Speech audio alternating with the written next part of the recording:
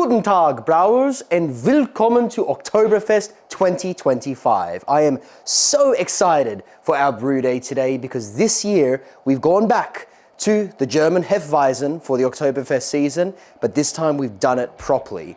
This right here is a double decoction mash German Hefeweizen for Oktoberfest. Let's get stuck in so we can show you exactly how we made it.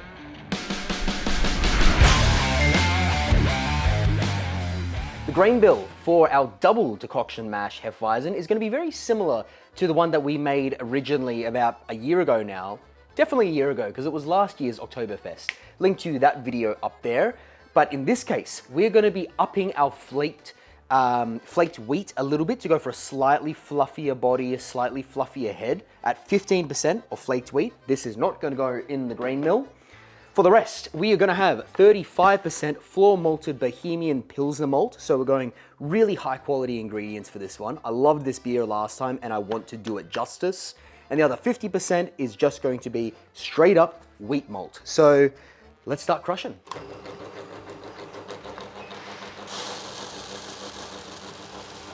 It ain't working again. This thing never works anymore. I promise this is how the Germans do it. There we go. German engineering. That's how you said the Czechs do it like that. They all do it like that. All the best brewers.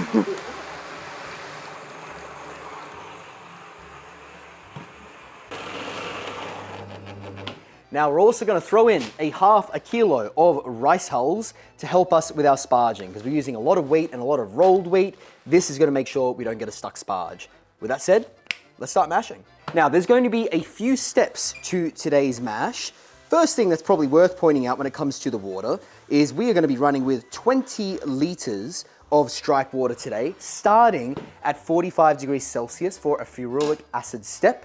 The reason why we're doing quite a lot of water for grain ratio today is because we're going to be decoction mashing. And when you decoction mash, you end up losing quite a bit to evaporation while you decoction. And your OG gravity tends to always be a little bit higher when you decoction. I'm not entirely sure why, but you get kind of an extra efficiency boost when you decoction. So I'm going to run a bit of extra water in this one to help us out with that process. The 45 degrees Celsius step is the ferulic acid step, and that's going to help give us the precursor compounds that are going to create clove-like flavors, which you very, very much need when you're making a proper Hefeweizen. As for the actual mashing process, we'll walk through it as we get to it, but what we are going to do is a double decoction. Let me turn that sparge on. We are going to be doing a double decoction. The first decoction being after this has mashed at 64 degrees Celsius for about 15 minutes. We'll start the first decoction.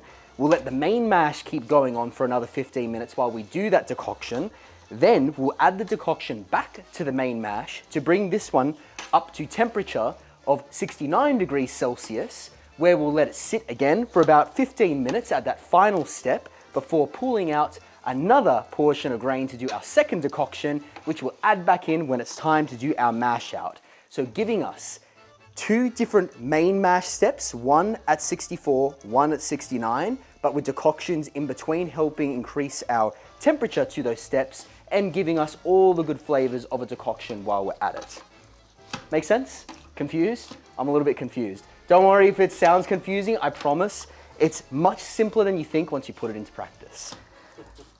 How many times have we done this now? This is now the third attempt. The first time we did this was an absolute failure. Link to that video up there.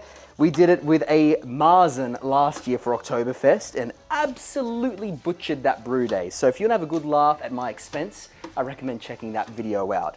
And then recently, we've done a Czech Pilsner, a proper Czech Pilsner with a double decoction. Link to, flicked myself in the eye, link to that video there, where we make one of the best lagers I've ever made in my life. It is an absolutely phenomenal beer. So decoctioning does have its pros, but you've really got to be switched on when you do it because it's easy to make a mistake. Now, I'll finish mashing this stuff in and then we'll get to the next step. Now, the mash paddle is all good and well, but welcome to the 21st century. If you want to get what is effectively a giant paint mixer that goes into your grains, this makes mashing a hell of a lot easier. Now, we got ours from Kegland. Full disclosure, we do have an affiliate program with them, so if you buy Kegland stuff, we get a small kickback. If you use our link, it costs you absolutely nothing, but it helps us keep making content like this on the channel. Now, this is just about mashed in.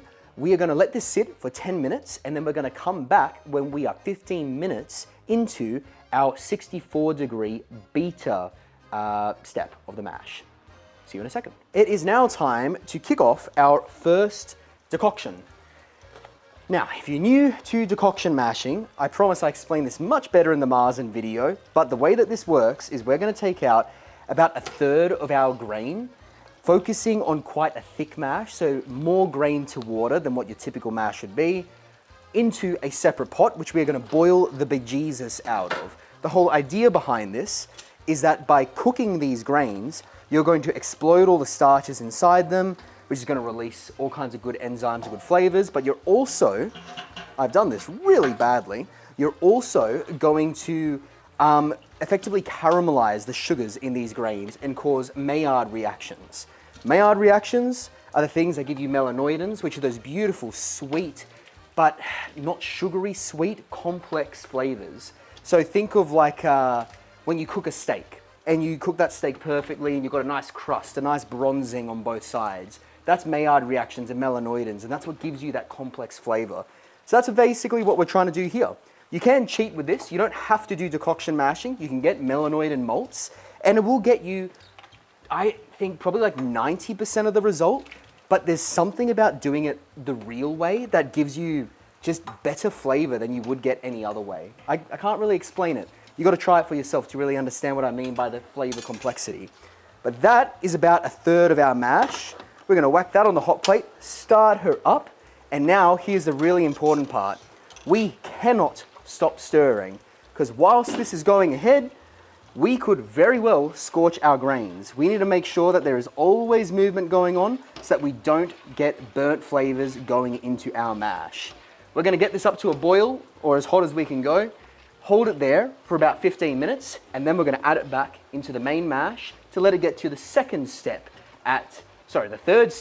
at 69 degrees Celsius. Freedom units all over the screen today, courtesy of your cameraman. We'll be back when we're getting close to done with this one. So, we added another 4 liters of water because I did some miscalculations and I actually didn't quite have as much water as I wanted to do this properly, and we were getting a little bit of a thick, stuck sparge going on. So, I've added that extra 4 liters, just account for that. In the actual recipe that I'll put in the link down below in the description, I will have the additional 4 liters already added, so you don't need to worry about that. But back over here, however, we have some beautiful Maillard reactions going on. This is a whole lot darker than it was just, 10 minutes ago since we started this, 12 minutes ago? And this is the whole reason why you want a decoction. 1, flavor, and this is the visual effect of those flavors, but 2, the color. This is what's gonna make our Hefeweizen, rather than being just straw yellow, it's gonna be golden and beautiful, just like that Czech Pilsner was. So this is Flavor Town, right here in this cook pot. They call me the chef. Let him cook! I thought you meant the chef, the movie. No. We're Breaking Bad in here, mate. We have about a minute left to go, then we're gonna add this back into the main mash. Wait, I can't hit the button. I can't hit the button! I've got a gloved hand! Now I've got an ungloved hand! Wah! Things are going wrong. No, it's all okay, it's all okay. We're gonna go flame out over here. We're gonna add all of this back into the main mash, ideally without burning myself. And voila. Ah! Me eye!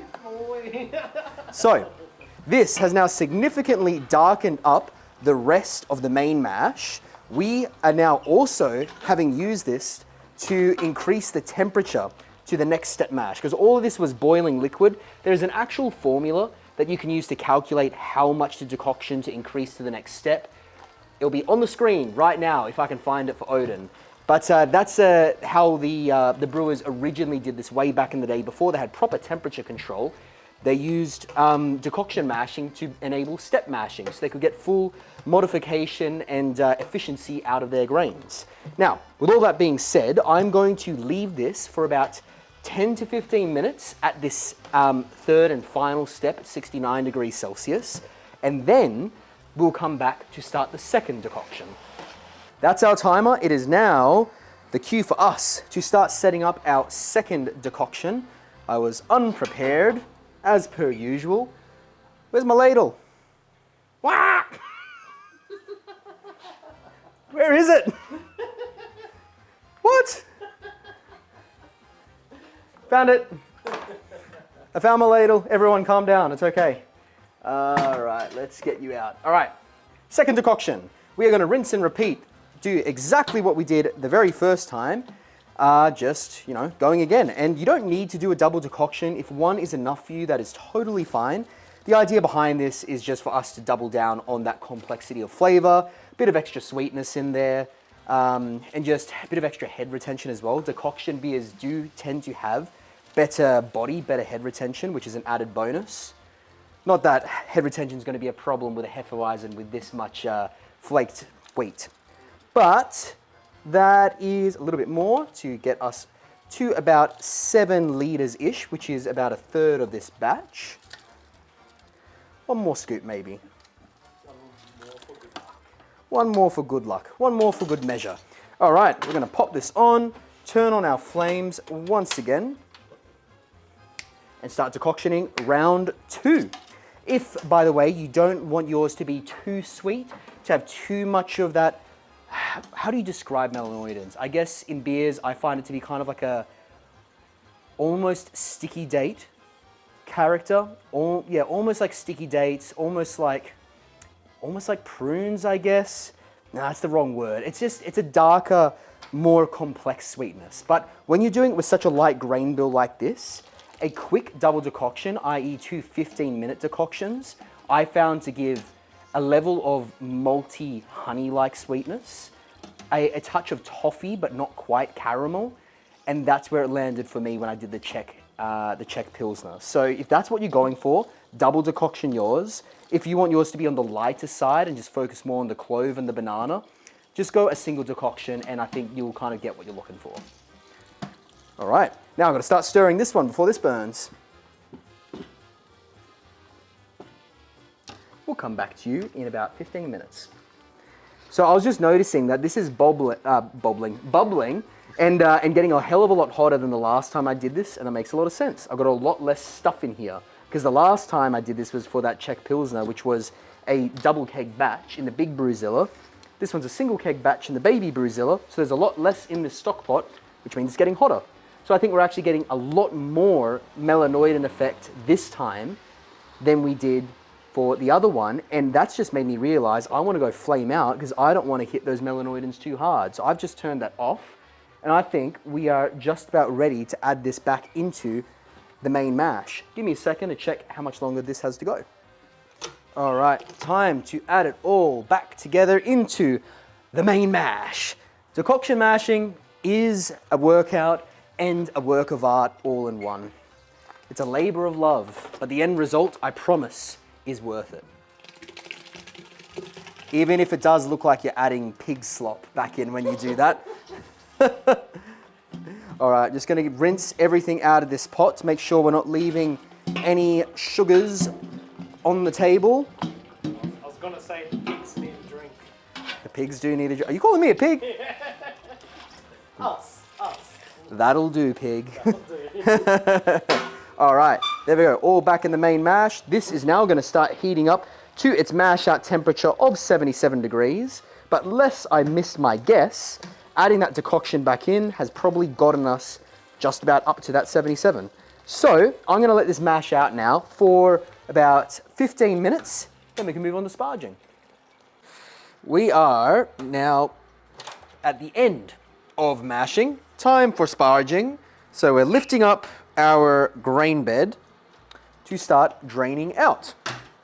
Now, you could just let this drain out and move on to boiling and add your hops and everything. But there's a step in the middle called sparging if you're new to brewing, where we're basically going to wring out the sponge because we've got all this wort, all this sugary, sticky liquid that is going to drain out the bottom, but these grains are still going to have a bunch of sugars trapped around them. So we're going to rinse it over the top with extra hot water to remove those grains and increase our efficiency.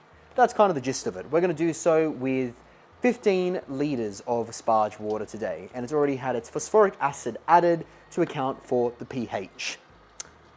That's all there really is to it. So we'll come back to you when it's time to start boiling. We are now boiling. So we've got about 28 litres of wort here. I will take a gravity reading in a moment, but now it's time to talk hops.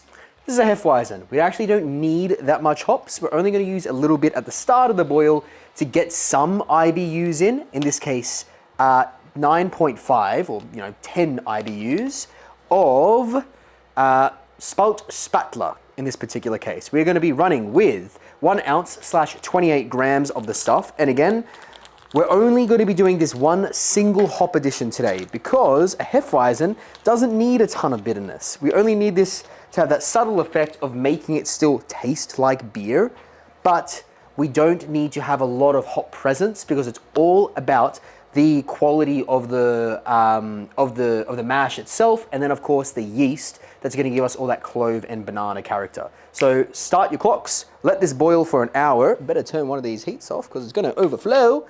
Let it boil for an hour and then we can cool down and start talking yeast. Are you ready, kids? I can hear you. Who lives in a pineapple under the sea? We're having too much fun with this. It's actually time to cool down. So I'm going to go ahead and whack off my heat source, turn on the recirculation pump. Is it pumping? It's not pumping. Sometimes this does happen.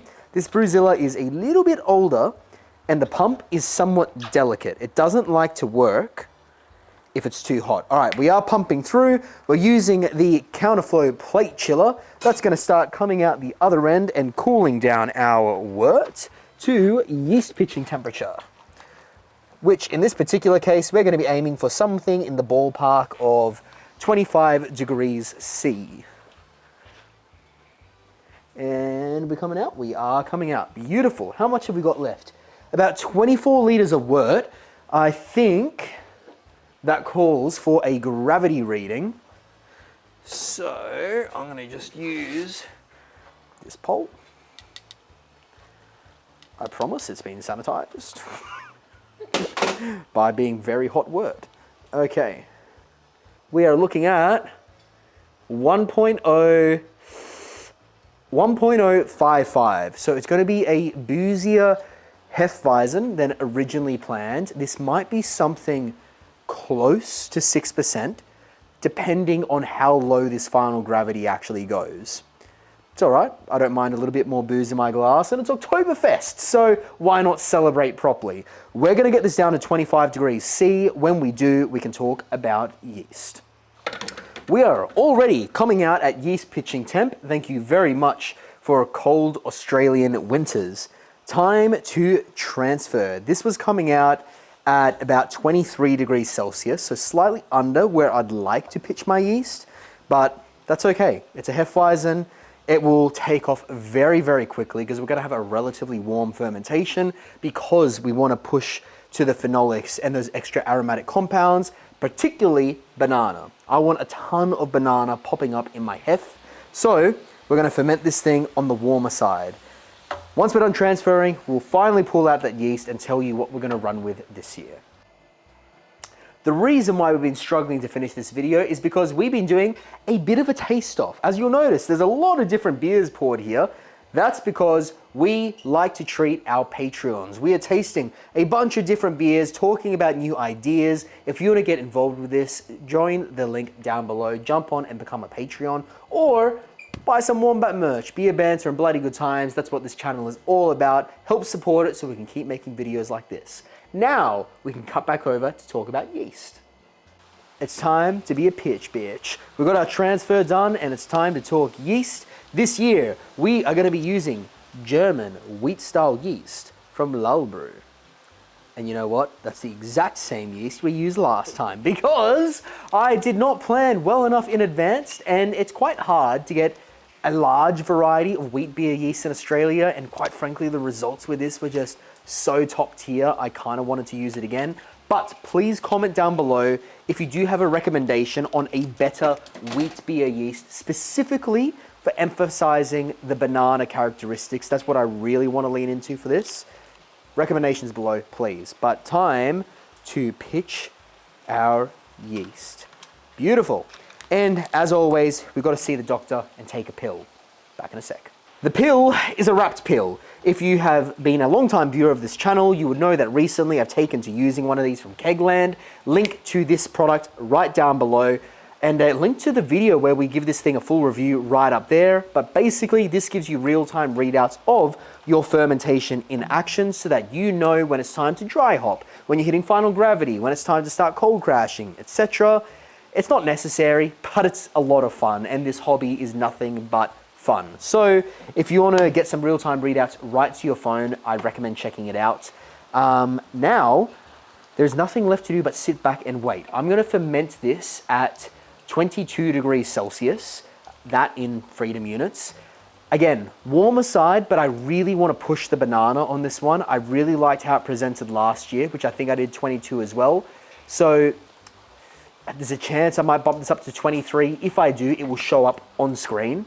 But I want to get that banana, a little bit of a vanilla thing going on, and there's already going to be a whole bunch of clove from that ferulic acid rest. So the next time you guys see me, I will be pouring a fresh pint of homemade Hefeweizen. Auf Wiedersehen. Okay, I lied. I'm not holding a fresh pint of Hefeweizen, but I did just have a thought occur to me whilst I was cleaning up here and getting ready to hit the hay. It's a lie, I was getting ready to hit more beers. But something did occur to me as a bit of a brainwave. Last year when I brewed this beer, I had the idea that I wanted to do an open fermentation, but I didn't quite know how I wanted to do it yet. So this time around, I am going to. And the way that I'm going to do it is pretty simple. I am just going to loosen this lid to the point where this top can just pop off. There is an O-ring in here connected to this Apollo fermenter. By the way, if you want to see this video, link to the Apollo fermenter up there. I can't remember if I've used too many of the links in this video thus far, but if I have, I'll drop a comment down below on where you can get this thing. The idea behind this is open fermentation is going to really promote more phenolics, it's going to promote more aromatics, and that's going to help us get a lot more banana compound in there than if we did a closed fermentation or a fermentation under pressure. The more open we can leave it and the more we can give our yeast room to breathe, the better expression we're going to get from that yeast. So I'm going to do open fermentation for 2 days, then I'm going to close her up and ferment as normal so that we don't get any oxidation. Now, when you come back to me, I'll be holding a fresh stein of Hefeweizen. And here she is. This is just one of the prettiest beers I think I've ever made. Just look how fluffy and deliciously foamy that head is. It just jiggles like a Japanese cheesecake. It's absolutely phenomenal, and the head retention just sticks around forever. The color, and again, I'm gonna get my torch out so you can see what it actually looks like from my perspective, is a beautiful, vibrant, like straw yellow. Maybe more like golden straw rather than straw yellow, but it is absolutely phenomenal. I think it might actually be slightly lighter in color than last year, which is interesting because I thought with that double decoction, it was actually going to be quite a bit darker. But aroma, oh, smells so good. It smells like heaven. That's what it smells like. That's my only descriptor for aroma today. Let's actually do the thing that matters and go in for taste, shall we? Oh, goddamn, that's so good. Okay, first and foremost, carbonated to 3 volumes because it's a heavily carbonated style of beer. So for the mouthfeel, it's very light, it's very zesty, it's very effervescent. It kind of refreshes your palate quite a lot. But then first and foremost, there's that hit of like cooking spices, just in particular clove. Clove jumps out at you, it kind of dries out the palate a little bit and gives like a nice background complexity. Then you get this layer of that wheaty bite, and it's a specific flavor that you only seem to get with rolled wheat. You don't get it with with regular wheat grains. You don't get it with other styles of oats or grains or barley or anything else. It's rolled wheat specifically, has this kind of dry bite to it, and it just works so well in a beer style like this. So good. And this did come out at, I believe, 5.4% from memory. The final gravity was around 1.012, 1.013, I think, if memory serves. It'll be up here if I'm wrong. And that was slightly higher than what I expected the final gravity to be, but I had the same thing happen to me with the Czech Pilsner. So I'm kind of thinking that maybe double decoctioning leaves you with a higher final gravity.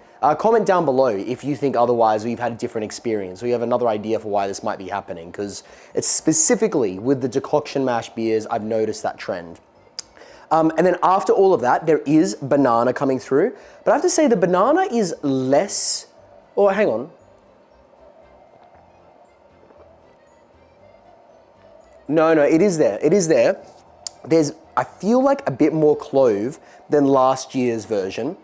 The banana is there, and what I do remember from last year's one now is as the beer warms up, that banana and vanilla compounds start to jump out of the glass a little bit more at you. So it may be a temperature thing as well. The one thing I will say though, this in comparison to last year's version is just more complex. There's like a sweetness to it that is less manufactured, I think might be the only way to describe it. I love crystallized malts like Shepherd's Delight and like Redback and Supernova. I think I used Supernova in last year's one, but it doesn't quite replicate a true decoction mash exactly the same way. It gets you like 95% of the way, but there's that last little something that comes through when you do it the real way, and it's just, I cannot express how worth it is to do it properly, to do it the traditional way. It's absolutely delightful. So now I do need to say a massive thank you to our Patreons. We are almost at 20 full paying Patreons. So thank you so much to all of you that jump over to Patreon and help support the channel. It's because of you guys that we get to keep making videos like this, and we get to keep making incremental improvements to the channel. So thank you very, very much. It does not go unnoticed. And I'm going to do a better job for you Patreons of getting more content uploaded at the appropriate time. So right after I film this, I'm going to be filming some Patreon stuff. So you should be seeing it before this has come out. For the rest of you, thank you so much for watching up until this point in the video. Next week, we are going to have another Oktoberfest beer coming through. And this time, the hint is going to be, once you go black, you never go back. So comment down below if you can guess what next week's Oktoberfest beer is going to be. And happy brew season, guys. I feel like Oktoberfest is the official holiday period for us home brewers. So, Prost. And I'll catch you next week. Cheers.